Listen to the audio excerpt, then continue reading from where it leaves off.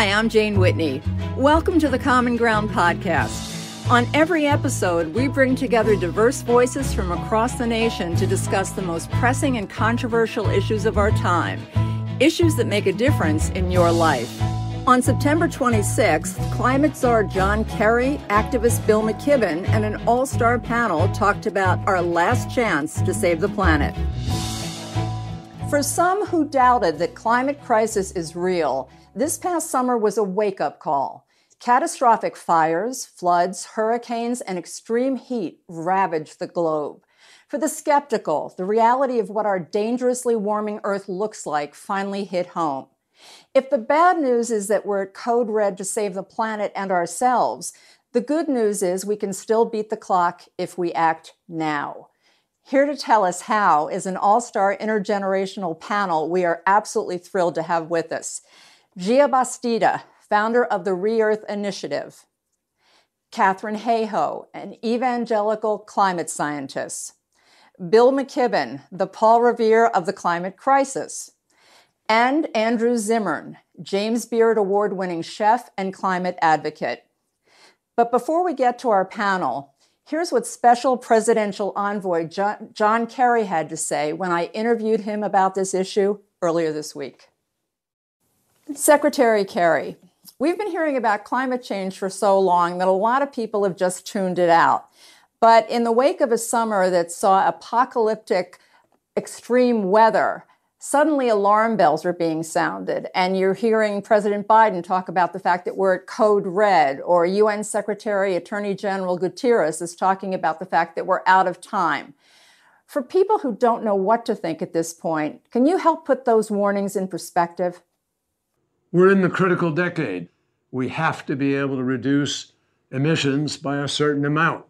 We have to be able to lay out a pathway to net zero emissions by 2050 at the latest. And it's very clear that right now, the world has not yet responded with the urgency necessary. I'm pleased to say the United States has joined together with Japan, with Canada, with the EU and the UK, and we have all set forward reduction plans in our emissions that keep faith with holding the Earth's temperature increase to 1.5 degrees Celsius. The scientists tell us that if we don't do enough reduction between 2020 and 2030, then we will lose the 1.5 degrees. We go up to 2 or much more. Right now, we're on a course to 2.7 degrees warming. And we also lose the ability to have net zero by 2050. So that's what makes this a critical time. Everybody must step up together. We all have to be part of this solution. We haven't taken action to meet this moment, as you've just been talking about. Now we're mired in these weather disasters, the extreme floods and heat and hurricanes. And people finally seem to be getting an understanding because now it's part of their lives. You talk about the fact that man helped create this. And that means we can help stop it. How do we stop it? We stop it by adopting intelligent, respectful of science, energy policy. And we have to add to that nature-based solutions. That is protecting the Amazon, protecting the Congo Basin, and protecting the ocean. It gets pretty cataclysmic. It doesn't have to. It shouldn't. Because the science also tells us that we still have it within our reach to be able to reduce the emissions that are creating this problem. Want to talk about at the April Climate Summit, you did manage to get people on board, some of the biggest emitters. I think it was 55% of the pollution you were looking at cracking down on. What you didn't get commitments from were the really China, who is the largest emitter in the world, Brazil, Russia, South Africa. If they didn't get on board then, why are they suddenly going to get on board? Because they've seen the evidence that Mother Nature is providing, and because their economists understand it is more expensive not to respond now than it is to respond. So we're working with every one of those countries you just named, with South Africa, with Brazil, with Russia. And we're going to have meetings with them in the next weeks. We hope there is still time before we meet. And we hope that everybody will come on board with raised ambition. The goal of Glasgow is to raise ambition across the board. And we're not going to get the whole job done in Glasgow. That's just not possible. What we will do, however, is raise the ambition enough that we're getting on track to be able to keep the 1.5 degrees alive. And as technologies emerge, as countries raise their ambition, as we do more and learn more, the greater the odds are that we can, in fact, win the battle. I want to come back to this country because I've heard you talk about, lament really, the number of climate deniers we have in this country, owing to heavily funded campaigns that peddle disinformation, misinformation. People might acknowledge at this point that we have a problem. They may even say they know it's serious, but what scares them is the word sacrifice, that they're going to have to somehow change their lives, that these sort of monumental sweeping changes are going to mean they have to eat differently or travel differently, or it's going to impact their jobs. So what do you say to those people to allay their fears? This is not a choice between sacrifice now and protecting the environment or having a good economy. It's just not. That's not the choice. Taking care of the problem or having a good economy. The fact is that we have every ability to do both. In the doing of one, the focusing on the climate by deploying new technologies and inventing new solutions and coming up with new fuel and doing this is the normal process of modernization, of the maturing of our capacity. We've gone through these changes for centuries since we were founded. Right now, we're looking at an opportunity, not a sacrifice. And we need to seize the economic benefits here. Plus, the United States of America has incredible technology capacity. If we will apply our research and development to the creation of the new technologies we need to solve the problem, then we'll be able to sell those technologies, deploy those technologies all around the world, just as we did with the internet itself, with telecommunications and a whole bunch of other things that we've been privileged to be able to invent. Just like the space race, it required federal investment, but that investment produced all kinds of new benefits that everybody uses in their homes today, from microwave ovens to digital, and run the list. Let's get about the business of embracing this moment of economic opportunity, and people need to stop the scare tactics. This is an exciting transformation. Even though there's been bipartisan agreement that the United States is not at this point prepared to cope with what we're facing and that we're going to need enormous amounts of money to try and prepare, the GOP is still stubbornly sticking to the talking points that President Biden's ambitious climate program is a job killer. It's a threat to national security. And here's the question. Why are we playing politics, basically, with the future of the planet? Why cannot we get past this? Because unfortunately, we're very divided in the country at a moment where people are playing to the greatest political advantage, and that's been true for some years now in our nation. We need to break the fever. We need to get beyond that because it's hurting our country. People in the rest of the world take note of the gridlock, of the inability to move forward easily, to make a narrative that suggests that we're in decline, that we're not the power we used to be and won't be in the future. I don't think this ought to be about power and just competition. I think it ought to be about the responsibility we all have to take care of our citizens and do it in a way that protects the planet for future generations. And that's something that Republicans and Democrats alike should embrace.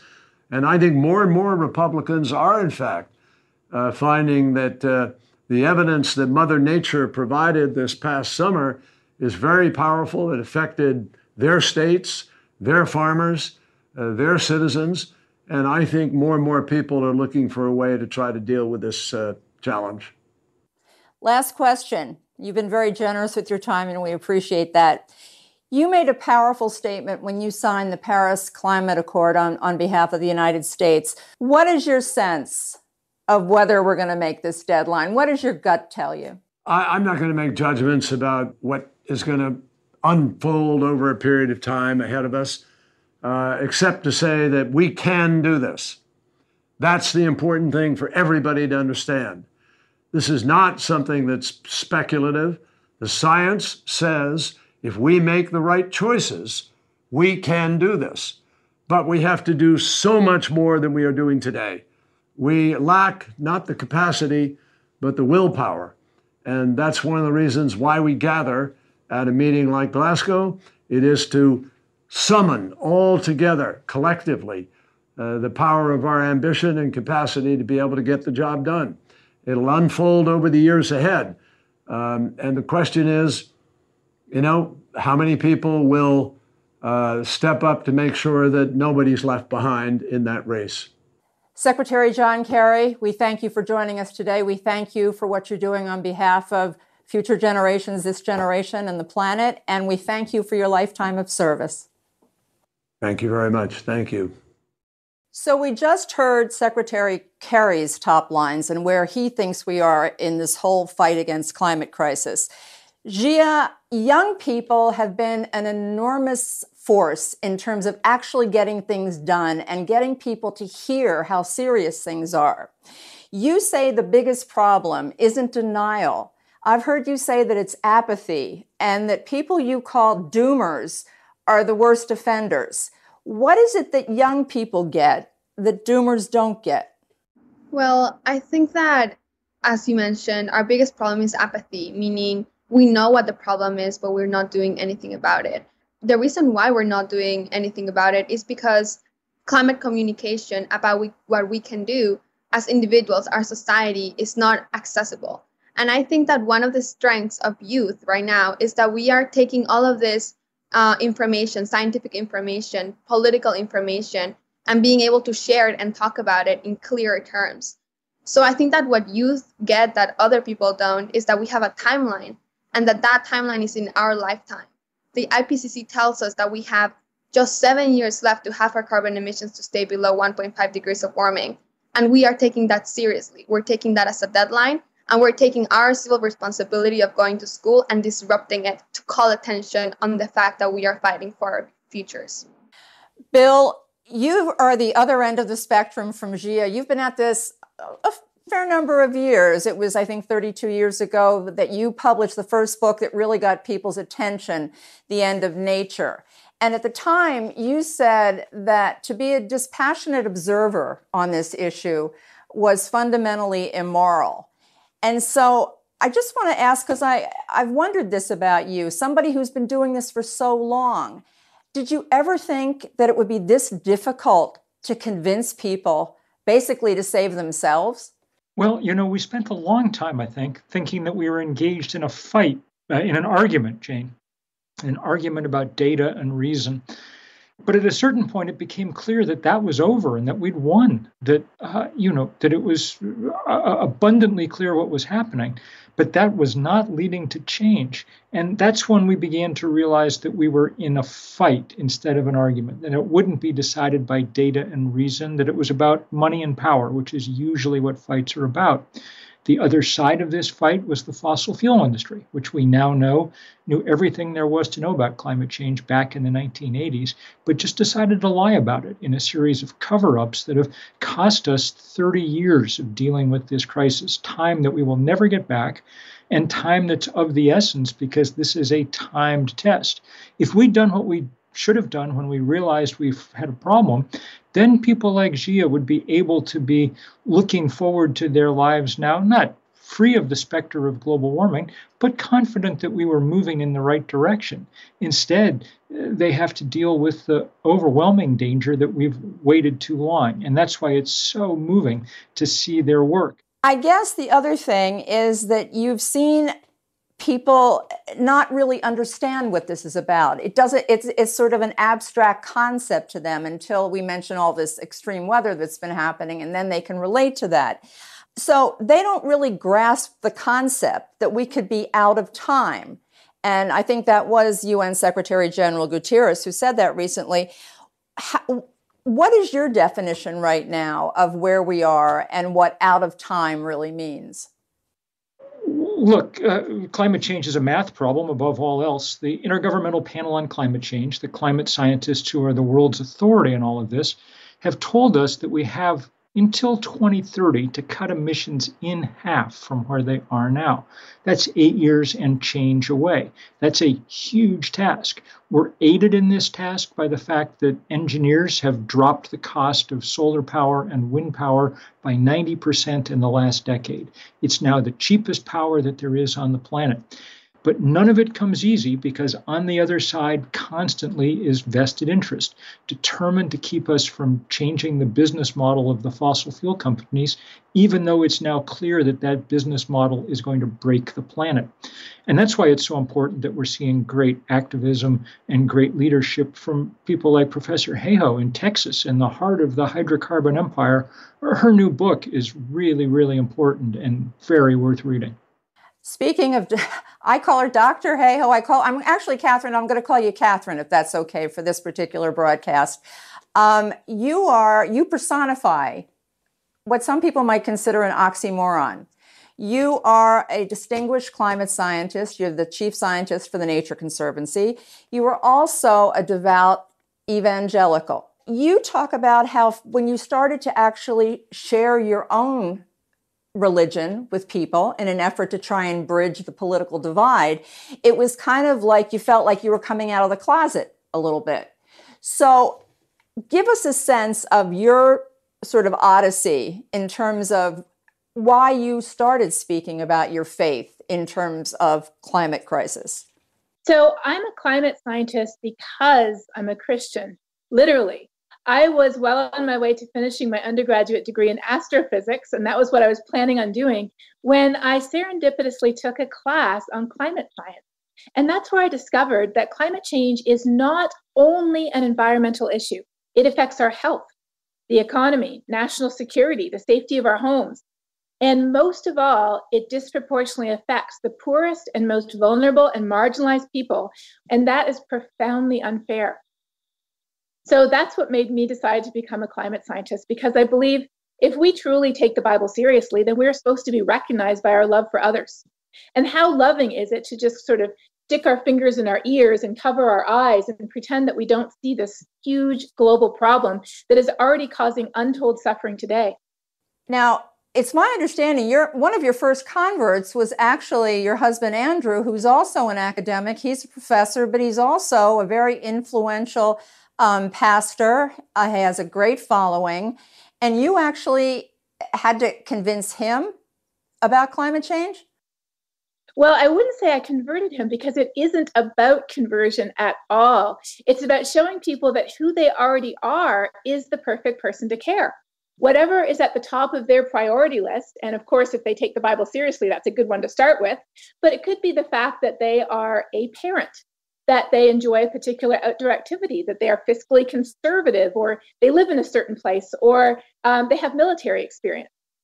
So it's really about connecting with people and getting to know who they are, understanding what their values are, and then connecting the dots between climate change and what they care about too.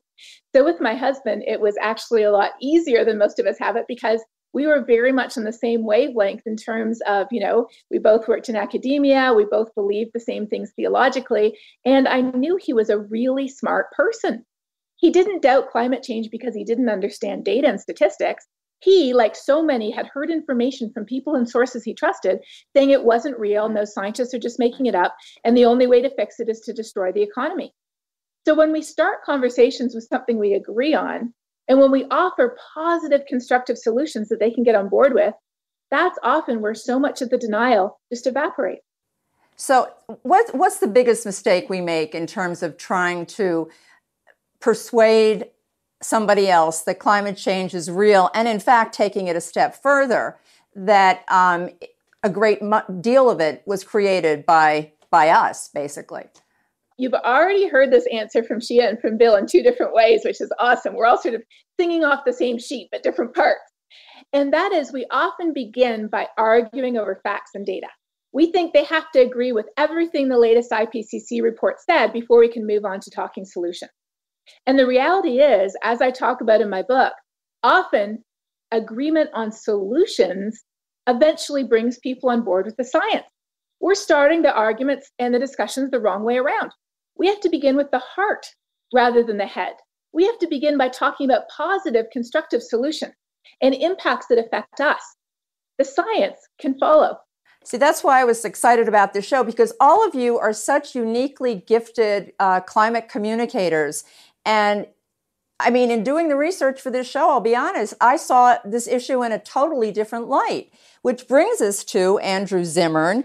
What is an Emmy Award-winning, James Beard Award-winning, influential celebrity, world-known chef doing talking about climate crisis? Well, I think one of the most important ways in which stories of climate crisis touch each of us is when it comes to our food supply. I truly believe over the last 30 years, many of us have been screaming at the top of our lungs and trying to find different routes in to preach the common sense that comes with everything that Bill referred to, what we learned in the 80s and also, quite frankly, in the 70s, that we're not going to be able to feed our hungry planet. And in fact, our favorite foods are disappearing.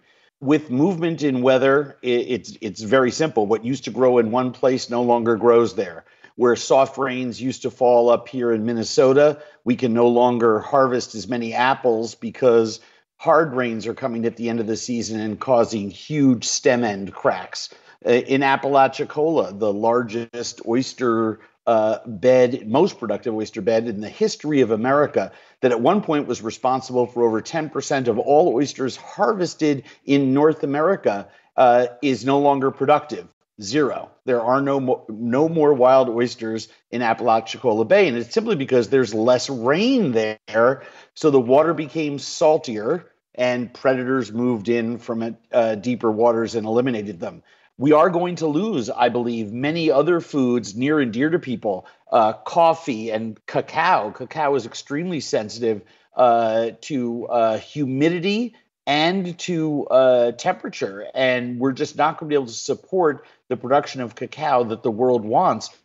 And I think, sadly, much like you can't get a caution children at play sign put on a neighborhood block until there's some perceived threat, we're going to have to get shaken by something severe in order to realize that we have a global crisis on our hands of monumental proportions that is affecting the very existence of humankind. You know, here at home, we have 3 different food Americas for those that are even able to eat, which is becoming a shrinking population. We see here the dollar stores that don't even offer fresh food are expanding faster than supermarkets. That's happening for a reason. And it's because of the tie-in between food and social justice that has been hinted at by so many of our other panelists. And that's also what brought me to the climate crisis table. I was going to say, because, you know, you're known for being out on the road, sort of talking about bizarre foods. You've done a lot of different television shows talking about eating fermented shark and coconut grubs. I don't even know what they are. But the point is, you know, social justice and food seems to be at the heart of everything you do. And yet, have you found as you travel around that people are better now at making the connection that you're talking about between climate and the food source? We can do it. We can feed everyone, and we can achieve social justice and fairness when it comes to food, but we don't have the political will. There can be no concept of social justice when it comes to food when there is hunger in America, which, by the way, rose dramatically during the pandemic. And I believe in America, we are actually making genocidal, that is right, I use that word, genocidal choices by definition. Because here's the point. If we know that we have the ability to feed all the hungry children in America, if we have the ability to launch a national school lunch program with morning and evening options year-round, and we're not doing it, we are dooming children to less successful outcomes. These problems of social justice and food encompass immigration and farm labor work, land disputes, environmental justice. It gets into every nook and corner of our world. It's why I've been calling for a cabinet level position, a secretary of food. Let's pull food out of some of the other departments and let them focus on their issues. We need to have someone in charge of a national food program that allows us to feed all Americans. As my late mentor, Senator Paul Wellstone, once said, we all win when we all win, and right now we are not all winning. Let's talk about why we're not winning, and I'm going to go back to Bill on this before I turn to Gia again. Bill, basically we have a crisis, a solution, as you say, a movement, and a foe, and you talked about the foe a little bit earlier, which is that really they're actually the financial institutions you mentioned, but you also mentioned the fact political will. There are reasons why things aren't happening. And one of them is that Congress, for example, has not passed any kind of environmental legislation. I find this hard to believe, since 1990. There's vested interest in the Senate, and people are not making changes because they're putting their own pocketbooks and politics, as I said to Secretary Kerry, ahead of everything else. Now, how do you break through that logjam? Well, Congress has passed some environmental legislation, but they haven't done anything about the climate crisis in a big way. There was one other attempt in 2009, the so-called cap and trade bills failed, and that was that for a decade. And we're terrified that that may be about to happen again. We've got this remarkable bill that is built on the sort of back of the Green New Deal that the Sunrise Movement young people came up with, this $3.5 trillion reconciliation bill that does a lot of climate stuff and a lot of other human infrastructure, and it's hanging by the slimmest of threads. Every major corporation in America has come out against it because it raises their corporate tax rate a point or two, which is, if you ask me, insane. I don't know how they expect people are going to buy iPhones on a, degrading planet. The point that makes this so aggravating is that we understand technologically how to do this. Basically, we need to stop burning things on planet Earth: coal, gas, oil, wood. Because every time we do, we produce the CO2 and the methane that fuel this crisis. Instead, we need to rely on the fact that the good Lord gave us a burning orb of flame 93 million miles away, and we have the wits to make use of it with solar panels, with wind turbines that take work with the differential heating and the winds that they produce. We're ready to do this. We just have to actually do it. And it appears we're going to have to do it over the endless, expensive protests of people in power. Catherine, another obstacle in this conversation is about, again, to me, it comes down to so much communication. And you have an aversion to calling people deniers because very often it does more harm than good. So how do you get past, how do you, for example, if somebody, a true believer, a Christian, an evangelical Christian, comes up to you and says, this is not in the Bible. This is not something that God is saying is going to happen. What is your response to that person? Well, if somebody comes with sciencey sounding arguments, we need to give them a short science response, I should say, which is, no, it's not natural causes. Now let me tell you about the amazing advances that wind energy is making in Texas. When they come with religiously sounding arguments, we need to reply with a religious answer. God gave humans responsibility over every living thing in this planet. It's right there in Genesis chapter 1. And have I told you about these incredible churches and how they are helping out with the climate crisis? What could your church do as well? We need to respond to the smoke screens that people raise, which are mostly sciencey, but also a good part of those are religiousy too. But we have to understand what is underneath. And what is underneath has nothing to do with the science. And it has nothing to do with true religion. It has everything to do with solution aversion. And that's why talking about why climate change matters to things that are already so important to us, which could include our faith in our church, but could also include food. In fact, I was kind of laughing because in my book, I have a whole list of the food. And I was going through my mind ticking off, I talk about bananas and coffee and beer, and oysters too.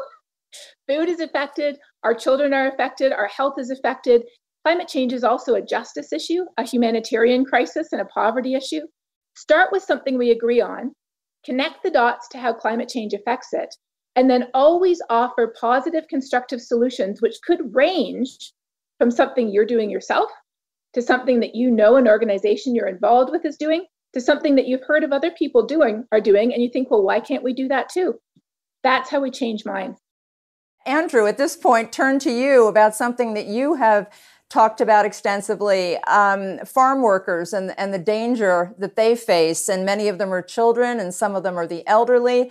But heat-related deaths are the most critical at this point in terms of weather-related deaths. There's some 8,500 people a year who die from extreme heat. You talked about something, again, very relatable, the cherry season. And just give us a bird's eye view into how that impacted those workers and actually that there's been some movement in terms of framing laws and putting laws on the books to protect them. You know, if we're just talking about farm workers' rights, we end up losing a lot of other people to sort of help us in the argument. So I try to frame it in terms of workers' rights, right? Because we're having problems with workers all around the country. Not just with climate change. So if we can drag some of those solutions along to help with other rights, you know, if the coal miners in West Virginia who are desperately in need of good, consistent jobs understand that we all benefit by protecting farm workers in states as diverse as Michigan, Wisconsin, and California, then we are going to make some progress.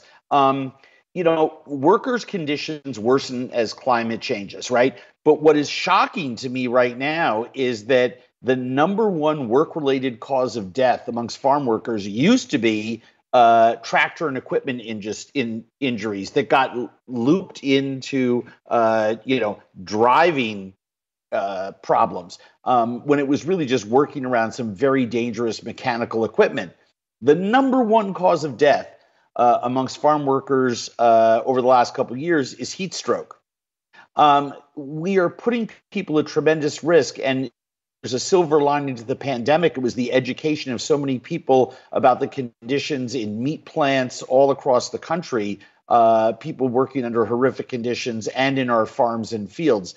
The impact of climate on the average worker in the food system has been nothing short of severe. And there have been moves made, and the Biden administration has launched a campaign to try and help with cracking down on extreme heat conditions. I think states have started to implement some. Oregon implemented some new laws to try and protect workers. That's we should be now starting to talk about some of the positive things that are happening. Andrew, isn't that a sign that somebody's finally paying attention? It is, but going state by state doesn't solve the clock that's ticking. I mean, look, the problems that we have when you look systemically at the entire world and how we feed ourselves is that we're having more and more events of what are called multiple breadbasket failures, double droughts, triple droughts in different parts of the world. So it's no longer like, if one country doesn't have wheat for a couple of years, other countries can sort of fill in. If you take away someone's, math or music, their boombox or their quadratic equations, you might get a punch in the nose, maybe not. But you start to take away rice and bread, and this is the stuff that revolution is made of. Corn, potatoes, and rice are increasingly being affected, as well as wheat, all around the country. And so as we see less and less of this food production being available to people, we're going to see more and more civil unrest. The solutions have to be bigger. It is fantastic. Oregon and Washington have been, as well as California, have been leading the nation on so many laws to help protect farm workers, but we need national farm worker reform. We need to be supporting the UFW blue card policies. We need to be enacting laws on Capitol Hill in Washington, D.C., as other people have said, if we want to avert the disasters of the highest proportions. We are in desperate need of national leadership quick and fast national leadership on this issue, or I'm afraid we may be running out of time. At this point, we're now going to go, I can't believe the time is gone, but we're going into the solutions part of the broadcast, and we're going to kick it off with another video question. And I'd like all of you to take a crack at it, but we are going to start with Bill. So let's take a look at it. Here it is. Hi, I'm Brett from Illinois. With the catastrophic consequences of the climate crisis upon us, how do you think politicians and climate leaders can change their messaging to better spur collective action? Yeah. I think Brett's use of the word collective was really important. Look, as everybody's been kind of intimating, because we've delayed so long, Jane, we're past the point where we can make the math of climate square, one Tesla at a time, one vegan dinner at a time. Those things are useful and good for you, but the most important thing an individual can do is be less of an individual and join together with others in movements large enough to make things happen. We've got the Sunrise Movement and 350.org and the Fridays for the Future. We're starting for older people, Third Act. There's a lot of work going on, but it requires us working together because we've somehow got to counterbalance the enormous power of vested interest. But you know, Bill, that people think they can't make a difference. I'm one person. What can I do? This is a monumental job we're looking at. That's always been the problem with climate change. It's very big and we're small next to it. But in fact, we're demonstrating now that we can win these fights when we fight. We've stopped the Keystone Pipeline. The divestment campaign is now at $15 trillion in endowments and portfolios that have gotten out of fossil fuel. The pressure is seriously on, and you can tell that it's on because Joe Biden ran for president on a climate ticket. His last debate, he said we have to transition away from the oil industry. Why do you think they're pushing back so hard? It is a fight now, and we need people, as Gia said, what we need is people off the sidelines. The planet is miles outside its comfort zone, so we need people who care to be outside their comfort zone. You don't all have to go to jail, though that's sometimes a useful thing to do, but you do have to do more than you're doing now because demonstrably we're losing. All right, but this brings me back. I want to be really clear on this point, Bill. So we had two, Barbara Talbot and Jean Marsh wrote in that they wanted to know whether we should just put our faith in the fact that our leaders and the government will take care of this, or specifically, what can individuals do? That's the question. They don't have to go to jail. I get that. But if you had to just throw out a couple of things that the average person could do right now, what would they be? We need people to organize. Answer job one is organizing, job two is organizing, and so is job three. We can't get this done ourselves. Screw in a new light bulb if you've got the time and inclination, but screw in a new system, screw in a new senator. It's too bad that doesn't fit on a hat. Okay, Gia, how do you, the toughest case to try and get to the messaging is so critical, to try and reach people. What do you do? What is your go-to solution on this? Well, you just said messaging is important, and part of that is language. Language is very important. The words that we use matter. And that's why we have done things like push away from using climate change to using climate crisis and climate emergency. And those type of things actually change the world in which the way in which we perceive certain things. And I think that as youth, we have this job of being communicators with our policy makers and our politicians about the urgency that we see in addressing the climate crisis. And in some years, a lot of us are going to be running for office, and we're going to be running on climate platforms. And what we want them to know right now is that a lot of the times, even if I care and I have been a climate activist for 3 years organizing strikes, I organized a 300,000 person strike in New York, but I can't run for office. I can't vote.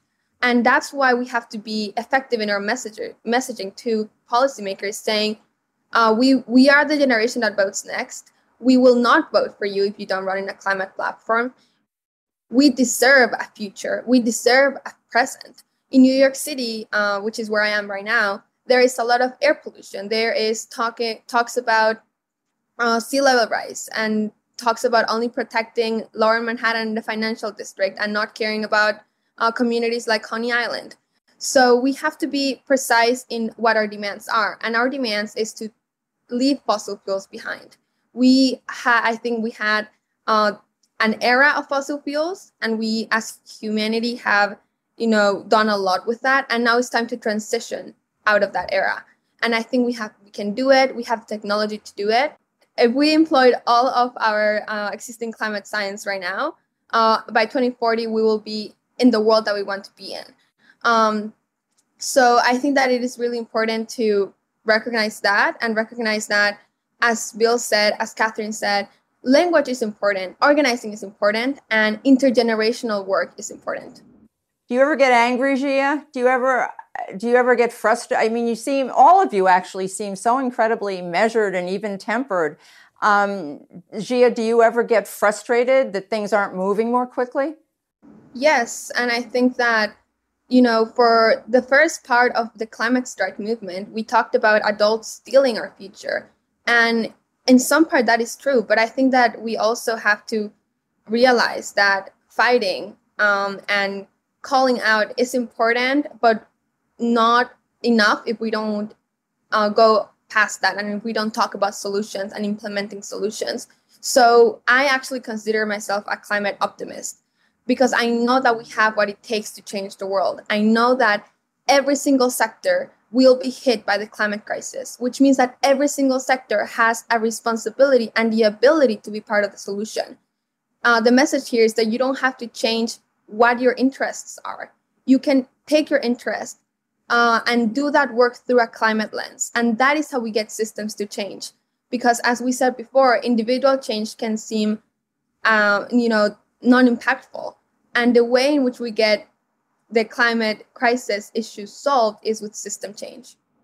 Catherine, I know you're not a fan of using fear as a great motivator. So you don't, I guess messaging would not be to scare people, but you believe in trying to purvey something called rational hope. What is rational hope? Fear is the wellspring of action. It helps us understand why there's a problem. But if we don't know what to do about it, we will be paralyzed and frozen. So in my book, Saving Us, which is all about how individuals have a role to play in changing the system that Bill and Shia have talked about, I have a whole chapter on how fear does get our attention. But we have to know what to do with it, because if we don't, we'll just be paralyzed. So that's why a successful climate conversation has two parts. Part number one, why does it matter to me? How is it affecting us? Number two, what can we do about it? We must know that action because, to quote John Baez, action is the antidote to despair. And if we are overwhelmed with despair, if we are discouraged, if we sink into doomerism, it is all over. But if we realize that there is the chance, the possibility, however small, of a better future, then we act. We've already talked about the fact that the vast majority of Americans do think we have a problem, and they understand that it's going to hurt plant life and animals and us, and it's going to inflict a lot of harm down the line. Catherine, you actually have a very simple kind of solution for something that could be very effective. You advise people to just talk about climate crisis. It sounds really, how does that really, it opens doors, but does it get people to be more active? Well, here's the thing. We're not. Only 14% of people in the whole United States are talking about climate change. And if we don't talk about it, why would we act? And if we don't talk about it, why would we care? So talking about it is like the entryway to Bill's organize. Because when we organize, what are we doing? We're using our voices to advocate for change. So when I say talk, I mean have that conversation, but not about all the science. Have a conversation about why it matters, what we can do to fix it, and how we could get involved. Use your voice to advocate for change at every table that you sit at. It's not just your kitchen table, so to speak. You might attend a school. You might work somewhere. You might be part of a neighborhood, a church, an organization, or more. Use your voice to say, what can we be doing together? And honestly, I think it's just a different way of saying what Bill said. Organize. The only way the world has ever changed before, let this sink in, right, is not when a president or a CEO or somebody big and wealthy and famous decided it had to. The world has changed in profound ways in the past. Slavery, women's rights, civil rights, and more. And it changed when ordinary people, very ordinary people of no particular wealth, power, or fame, decided the world could and should be different.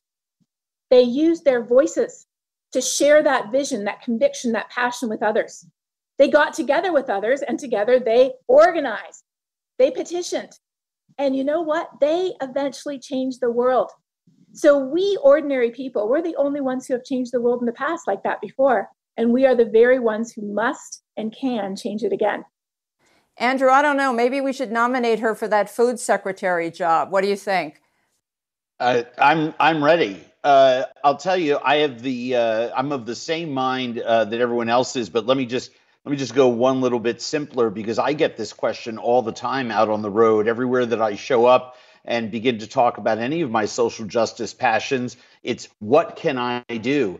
And the easiest way to organize, the simplest way to do that, is to just open up your email system, whatever you have on your computer or your phone, hit all, and email everyone in your tribe, in your community, in your world, and give them a link to this show.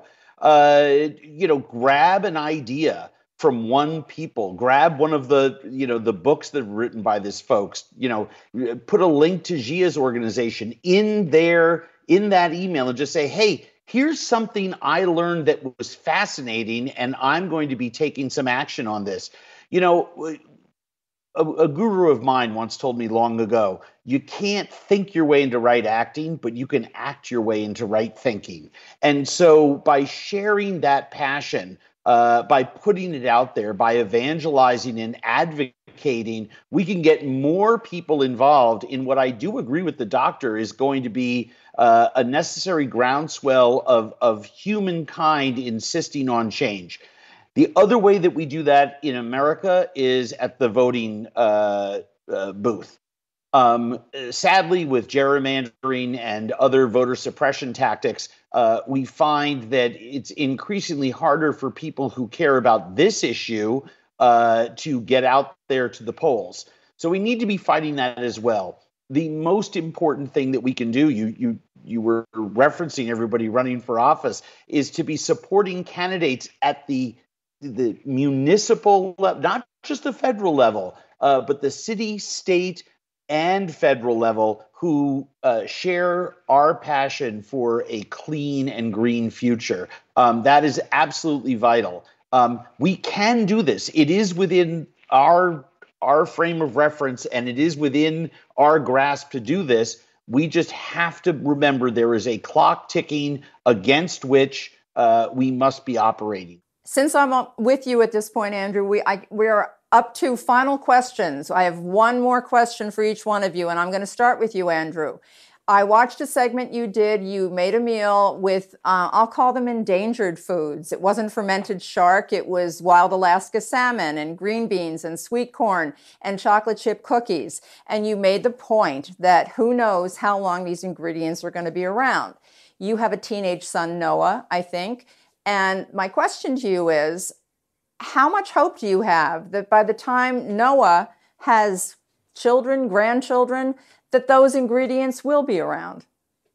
Wow, it's a tough question. It's very emotional for me. I'm 60 years old. I've spent my life in food. I never thought that I would be talking about seeing our favorite foods disappear, but they are actually disappearing.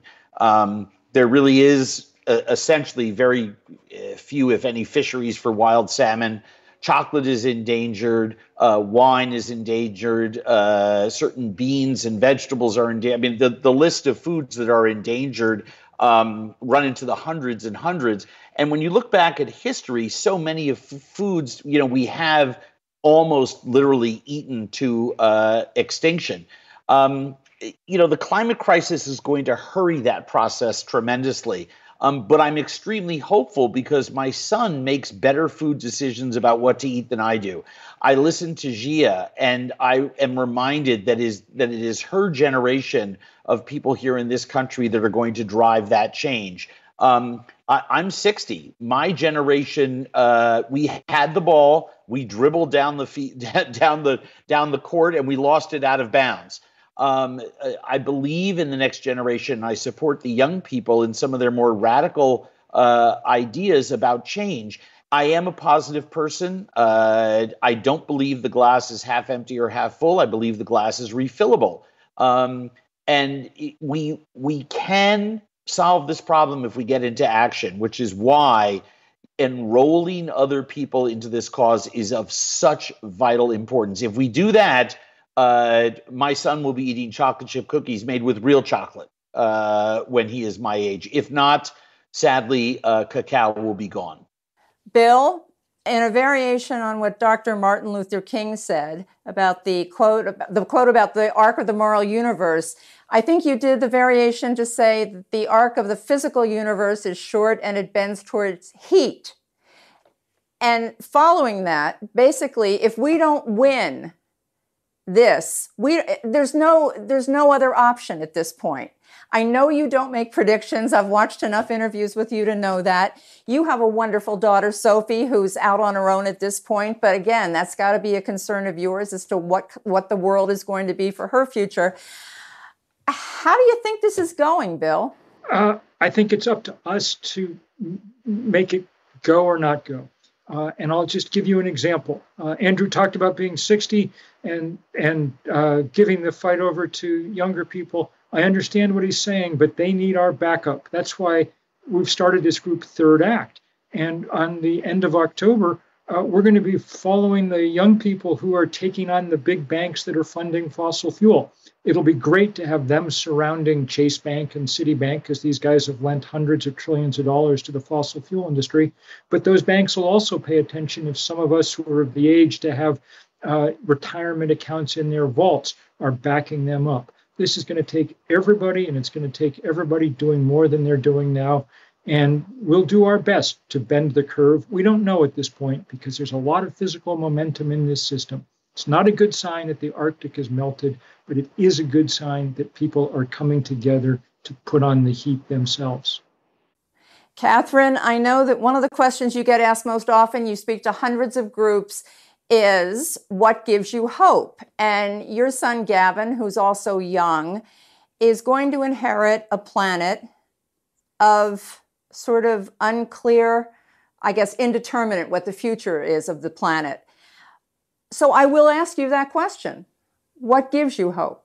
Well, a climate scientist, I think, is the perfect person to ask, because we're the ones who see what's happening to our planet and how bad it is. But when we look at what's happening in the world around us, we do see hope. The giant boulder of climate action is not sitting at the bottom of an impossibly steep cliff with only our 5 hands on it.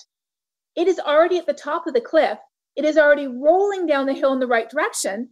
It already has millions of hands on it. It just needs more. So sharing that news, sharing that information, and fighting for that future as embodied in our own children and those of others, that is what gives us rational hope, the recognition that it's bad, it could even get worse. A positive outcome is not guaranteed, but there's a chance of it. And as long as there is a chance of it, I will fight for that. I'm going to do everything that I can so that people know that there is the chance of fixing this. And you know why we're doing it? We are doing it out of love for everyone and everything that we love. Definitely Food Secretary. Gia, I'm going to give you the last word here. This is the final question of the broadcast. On an interview you did with NPR, I heard you talking about the fact that you wonder whether your children will ever be able to sit on a beach or be on an island. It was very wistful. It was, I think, very sort of a window into why you do this, perhaps. You say that despair is not an option. And you say we should believe in something called stubborn optimism. Can you explain, this is the last thing people are going to take away from this show, what do you want that to be? Well, I have one quote, which is, "No movement has ever succeeded by thinking it was going to fail." That inspires me because it shows me that when we work, when we organize, when we come together and we have a mindset of stubborn optimism, we will get things done. I will fight for my kids to be in a beach. I will fight for my kids to see beautiful landscapes and eat beautiful food. And I think that we have to remember, in order to be part of this solution, part of this movement, all you need is to put your heart into it and recognize the things that we love, as Catherine said. So that is my last message. No movement ever succeeded by thinking it was going to fail, and we need everyone to be part of this movement. Again, rarely speechless, and just so grateful to all of you for being so generous, for donating your time and your talent and your knowledge today. But most of all, really for your inspiration, and I think making people care about this issue. Thanks for joining us here today in the other Washington, Connecticut.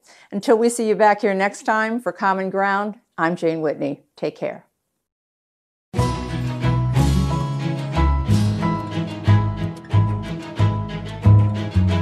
I'm your host, Jane Whitney, with heartfelt thanks to you for joining us.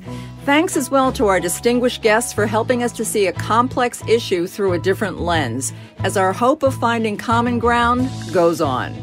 For more information on this podcast, or to watch the broadcast version of Common Ground, visit ctpublic.org/Common Ground.